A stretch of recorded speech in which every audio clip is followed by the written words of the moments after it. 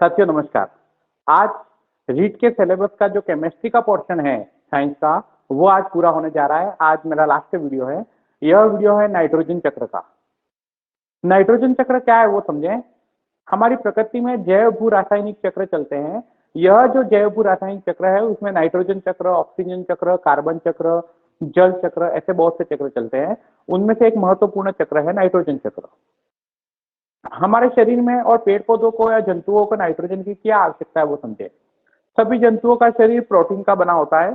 Protein amino अम्ल से बने होते हैं और एमिनो अम्ल में जो एमिन समूह है वो बिना नाइट्रोजन के नहीं बनता।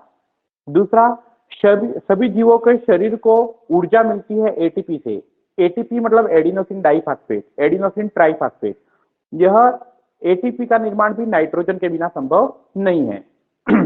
हमारे शरीर में जो डीएनए और आरएनए होते हैं उनको सामूहिक रूप से न्यूक्लिक अम्ल कहते हैं। न्यूक्लिक अम्ल के निर्माण में भी नाइट्रोजन की महत्वपूर्ण भूमिका है। मतलब नाइट्रोजन के अभाव में हम शरीर की कल्पना नहीं कर सकते। अब इतनी सारी नाइट्रोजन हमारे शरीर में आएगी कहां से, तो समझे वायुमंडल में 78% नाइट्रोजन पाई जाती है। यह नाइट्रोजन वायुमंडल में गैस के रूप में पाई जाती है, लेकिन यह कोई भी जीव या पादप या जंतु जो है या मनुष्य नाइट्रोजन को गैस के रूप में ग्रहण नहीं कर सकता। अब जब वायुमंडल में 78% नाइट्रोजन है और उसको गैस के रूप में ग्रहण नहीं कर सकता, तो फिर हमारे शरीर में नाइट्रोजन की पूर्ति होगी कैसे। तो नाइट्रोजन की पूर्ति के लिए उस नाइट्रोजन गैस को सबसे पहले यौगिकों में बदलना पड़ता है। जब ये नाइट्रोजन यौगिकों में बदलता है तो फिर खाद्य श्रृंखला में प्रवेश करता है। खाद्य श्रृंखला में प्रवेश करने के बाद सभी जीव जब ये मर जाते हैं तो नाइट्रोजन युक्त इन पदार्थों को फिर से अपघटित कर दिया जाता है और वापस नाइट्रोजन गैस के रूप में वायुमंडल में पहुंचा दिया जाता है। ये पूरा चक्र नाइट्रोजन चक्र कहलाता है। परीक्षा की दृष्टि से इसमें दो चीजें इंपॉर्टेंट है। पहली इंपॉर्टेंट यह है कि जो ये नाइट्रोजन चक्र है यह नाइट्रोजन चक्र कितने चरणों में संपन्न होता है, ये चरण कौन कौन से हैं और प्रत्येक चरण में कौन कौन से सूक्ष्म जीवों का उपयोग होता है जो इस नाइट्रोजन के चक्र को संचालित करते हैं। सबसे ज्यादा प्रश्न उन सूक्ष्म जीवों के नामों से आते हैं कि कौन से जीव का उपयोग क्या है। तो शुरू करते हैं नाइट्रोजन चक्र। समझे, वायुमंडल में जो 78% नाइट्रोजन पाई जाती है वो N ट्रिपल बॉन्ड N के रूप में होती है। यह नाइट्रोजन के दोनों परमाणुओं के बीच में 3 हाइड्रोजन बंध है जो आसानी से टूटते नहीं है। उसको तोड़ने के लिए बहुत ज्यादा एनर्जी चाहिए। जब ये टूटते नहीं है तो ऐसी स्थिति में नाइट्रोजन का अणु किसी से क्रिया करता नहीं है। जब किसी से क्रिया नहीं करता तो वायुमंडल में नाइट्रोजन निष्क्रिय रूप से पड़ी रहती है, निष्क्रिय रूप से रहती है, किसी से क्रिया नहीं करती। लेकिन जब इस नाइट्रोजन को यौगिकों में बदलना होता है तो नाइट्रोजन के यौगिकों में बदलने की बहुत सी विधियां हैं। नाइट्रोजन चक्र का अपन पहला चरण पढ़ने जा रहे हैं जिसका नाम है नाइट्रोजन का यौगिकीकरण, नाइट्रोजन का स्थिरीकरण या नाइट्रोजन का फिक्सेशन। होता क्या है, नाइट्रोजन के स्थिरीकरण की बहुत सी विधियां हैं जिसमें 3 विधियों का यहाँ अपन वर्णन करेंगे।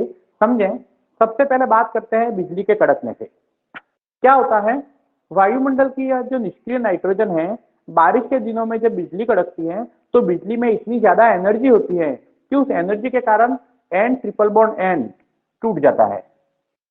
जब ये बंध टूट जाता है तो नाइट्रोजन के दोनों परमाणु मुक्त हो जाते हैं। अब मुक्त परमाणु बहुत ज्यादा सक्रिय होते हैं जो वायुमंडल की जल वाष्प, नाइट्रोजन, वायुमंडल की जल वाष्प, ऑक्सीजन, हाइड्रोजन आदि सबसे क्रिया करके और विभिन्न प्रकार के यौगिकों का निर्माण करती है। ये यौगिक बारिश के साथ, वर्षा के जल के साथ मिट्टी में आ जाते हैं, वहां से जड़ों द्वारा ग्रहण कर लिए जाते हैं। ये है पहला चरण, मतलब बिजली के कड़कने से किस प्रकार वायुमंडल की नाइट्रोजन गैस यौगिकों में बदली। यह है नाइट्रोजन का यौगिकीकरण, ये पहला। दूसरी विधि है औद्योगिक उत्पादन। औद्योगिक उत्पादन का मतलब यह है कि उद्योगों में नाइट्रोजन युक्त उर्वरक बनाए जाते हैं जैसे यूरिया वगैरह। तो क्या किया जाता है, वायुमंडल की नाइट्रोजन का उच्च ताप और उच्च दाब पर कंप्रेस किया जाता है, प्रेशराइज किया जाता है, जिसके कारण नाइट्रोजन युक्त यौगिकों का निर्माण होता है जिसका उपयोग अपन उर्वरक के रूप में फसलों को उगाने के लिए अपन करते हैं। तीसरा है जैविक स्थिरीकरण। जैविक स्थिरीकरण का मतलब होता है सूक्ष्म जीवों द्वारा जो वायुमंडल की या मृदा की नाइट्रोजन गैस को यौगिकों में बदला जाता है उसको जैविक स्थिरीकरण कहते हैं। इसकी ये दो प्रकार का है, सहजीवी जीवाणुओं द्वारा भी हो सकता है, असहजीवी जीवाणुओं द्वारा भी हो सकता है। आपने छोटी कक्षा में राइजोबियम का नाम सुना होगा। राइजोबियम लेग्यूमिनोसोरम एक प्रकार का जीवाणु है, यह एक सहजीवी जीवाणु है। यह जीवाणु मृदा में जो दाल कुल की फसलें हैं जैसे चना, मूंग, उड़द, दाल कुल की फसलें जिसको लेग्यूम फसल कहते हैं, उस लेग्यूम फसलों की जड़ों की गांठों में पाए जाते हैं जीवाणु। तो इन यह गांठों में राइजोबियम जो जीवाणु पाया जाता है वो मिट्टी में उपस्थित नाइट्रोजन को यौगिकों में बदलता है और जड़ों को सप्लाई करता है जिससे पेड़ पौधों में यह नाइट्रोजन युक्त यौगिक चले जाते हैं। दो और असहजीवी जीवाणु हैं, एक तो क्लोस्ट्रीडियम है और एक एजेटोबैक्टर। दोनों ही स्वतंत्र अवस्था में रहते हैं इसलिए वो असहजीवी है।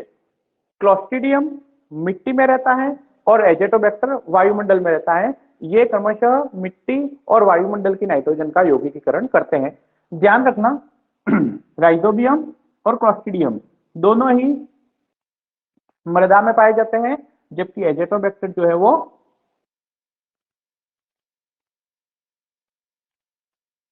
वायुमंडल में पाया जाने वाला एक असहजीवी जीवाणु है।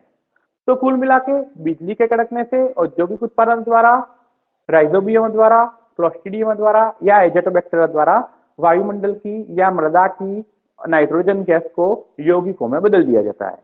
ये पहला चरण है, इस चरण को अपन नाइट्रोजन का यौगिकीकरण कहते हैं।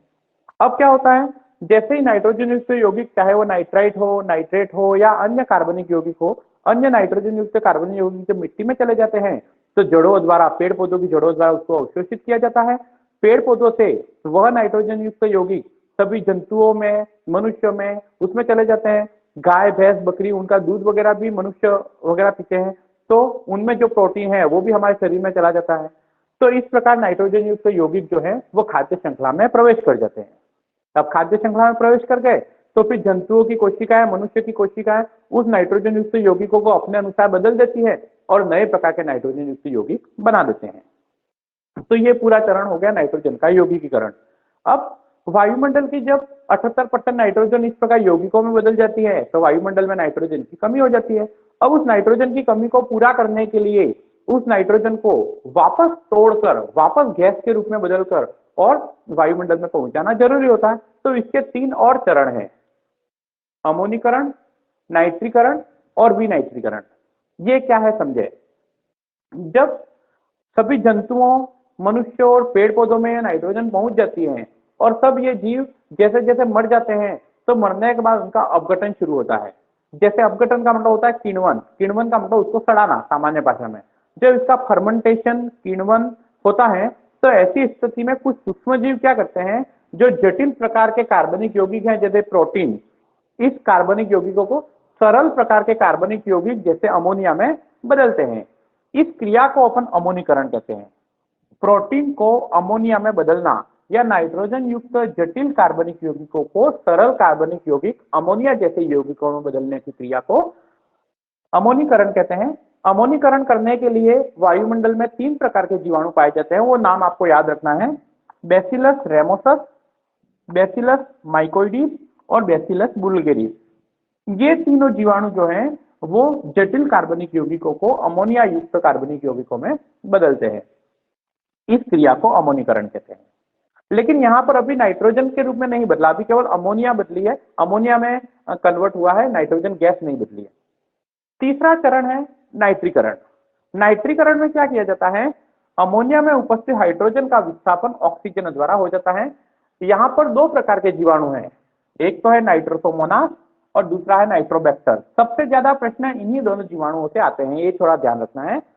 नाइट्रोसोमोनास अमोनिया को नाइट्राइट में बदलता है, मतलब NH2 माइनस में बदलता है, और नाइट्रोबैक्टर इस नाइट्राइट को नाइट्रेट में बदलता है, मतलब NO3 माइनस 2 में बदलता है। क्योंकि ये दोनों ही प्रकार के जीवाणु अमोनिया को नाइट्राइट और नाइट्रेट में बदलते हैं और इस क्रिया को नाइट्रीकरण कहते हैं, इसलिए इन दोनों जीवाणुओं को सम्मिलित रूप से नाइट्रीकारी जीवाणु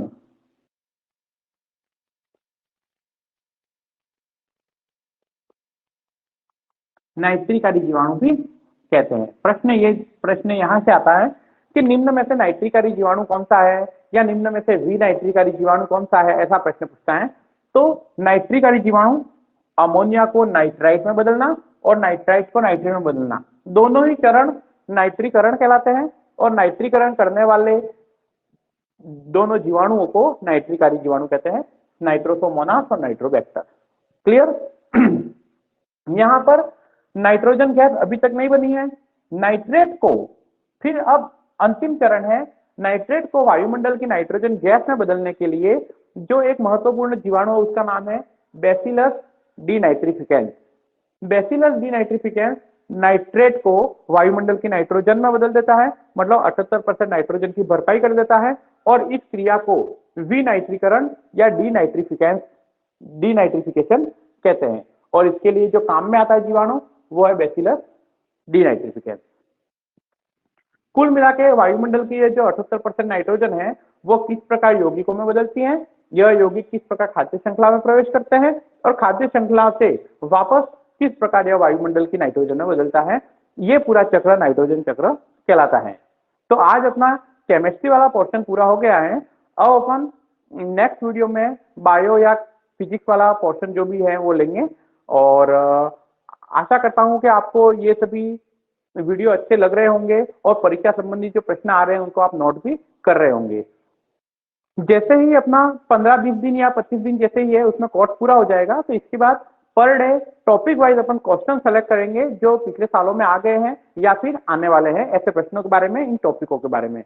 तो मित्रों, आप अपने साथियों को जो साइंस से तैयारी कर रहे हैं उनको अधिक से अधिक यह वीडियो वायरल करें ताकि वो भी लाभ ले सके। मेरी पूरी कोशिश रहेगी कि एक भी प्रश्न जो साइंस में लेवल सेकंड में 30 प्रश्न आते हैं उसमें से एक भी प्रश्न अपने इस वीडियो से बाहर नहीं जाए। धन्यवाद।